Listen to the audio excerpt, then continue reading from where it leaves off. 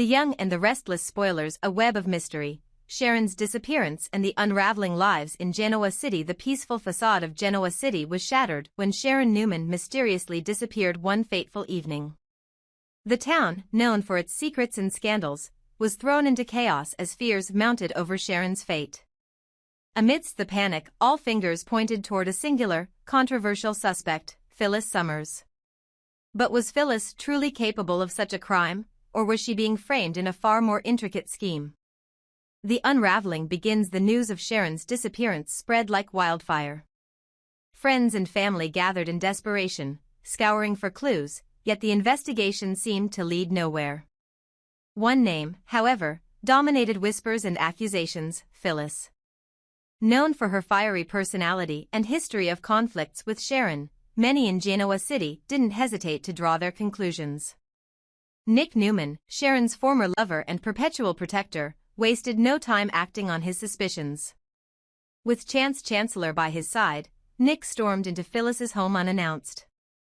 The scene was tense, the air thick with unspoken accusations as Nick's fury ignited. "Where is she, Phyllis?"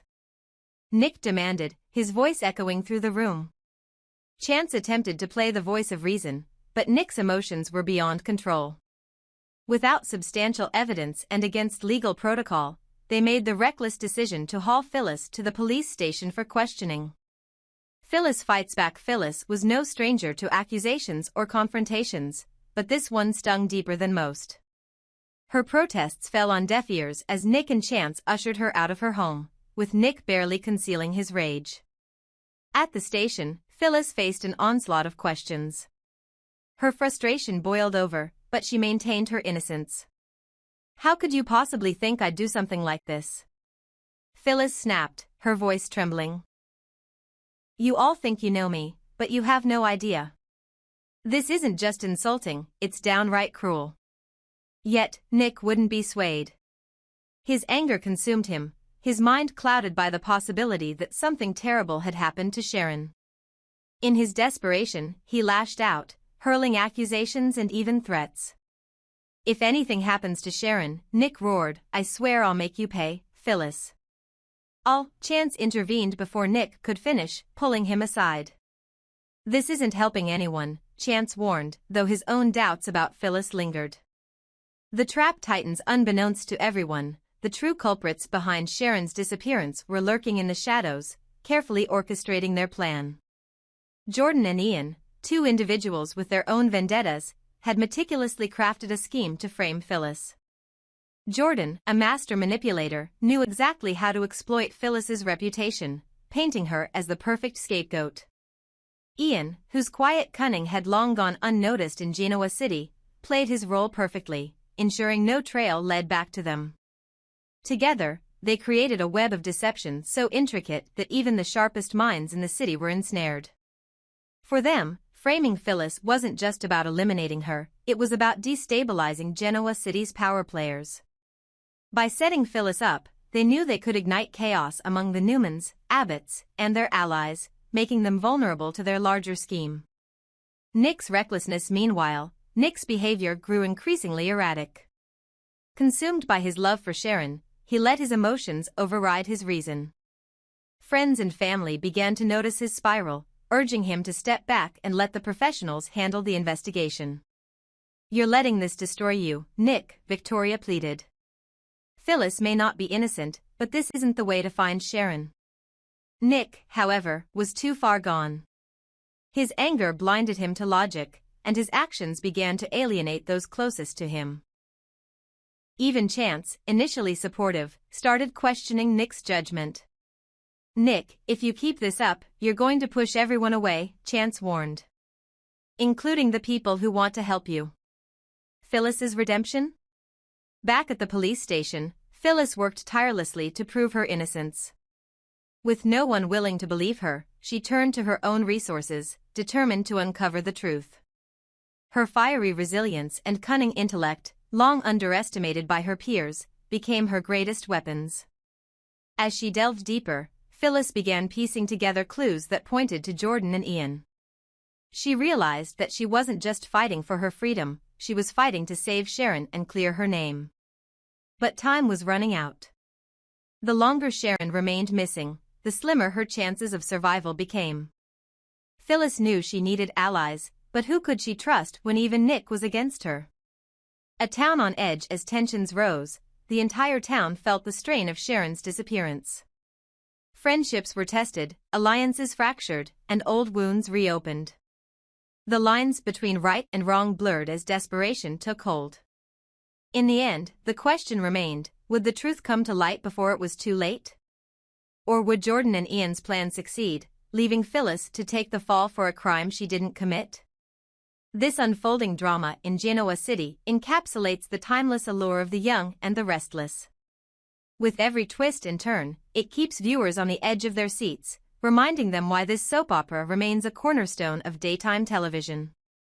The Dark Descent, Jordan's ruthless game with Sharon Newman had faced her share of challenges in life, but nothing could prepare her for the nightmare she was now living. Dragged into the shadows of Genoa City's underbelly, she found herself trapped in a cold, damp, and isolated basement. Her captor? Jordan, a woman driven by a thirst for revenge so deep it consumed her entirely. Jordan, once a victim of Victor Newman's machinations, was determined to make Sharon suffer. For years, Jordan had nursed the bitterness of being locked away by Victor, haunted by the isolation and helplessness she endured. Now, she saw her chance to shift the pain to someone else, someone Victor cared about, someone who represented the world she had been excluded from. As Sharon sat huddled in the corner of the basement, fear gripped her heart. Jordan's threats were relentless, her words sharp and full of venom. "If you even think about screaming or trying to escape, you'll regret it, Sharon," Jordan hissed, her icy gaze fixed on her captive. "You'll feel the same helplessness I did, the same fear. But let me assure you, it won't be quick. I want you to feel every single moment." For Sharon, each passing hour felt like an eternity. The walls of the basement seemed to close in on her, amplifying her despair. Yet deep down, Sharon's resilience refused to be extinguished. She knew she couldn't let Jordan win. Somewhere inside her, she summoned the strength to fight back, not with brute force, but with the one thing she still had, her mind. The ghosts of Jordan's past. Jordan's motives went far beyond simple revenge. Her grudge against Victor was deeply personal, but her hatred for Sharon wasn't born solely from jealousy or resentment. Sharon represented everything Jordan believed she'd been denied: love, acceptance, and a place in the Newman family's orbit. In her twisted mind, making Sharon suffer wasn't just payback for Victor's sins, it was justice. But there was more at play. Jordan wasn't working alone. Ian Ward, the manipulative and calculating mastermind, was pulling the strings from behind the scenes. Ian, who had his own dark history with the Newmans, saw Sharon's abduction as an opportunity to destabilize the family further. His instructions to Jordan were clear: keep Sharon alive, but ensure she was broken. However, Ian's plan was far more intricate. He had demanded that Sharon and Tessa, another of his captives, be kept apart at all costs. Ian understood the power of unity, and he knew that if Sharon and Tessa joined forces, their combined determination might pose a threat. By isolating them, Ian hoped to strip them of hope and ensure their compliance. Sharon's strength. Despite the overwhelming fear that gripped her, Sharon was determined not to let Jordan break her. She replayed moments of her life in her mind, the love she shared with her children, her fiery spirit that had helped her overcome so many obstacles, and the unwavering belief that she would one day be free again. These memories became her anchor in the storm. But survival wasn't enough for Sharon. She wanted to understand her captors, to find their weaknesses. Observing Jordan's every move, Sharon began to piece together the fragments of her captor's psyche. She saw the cracks in Jordan's tough exterior, the moments of hesitation that hinted at vulnerability.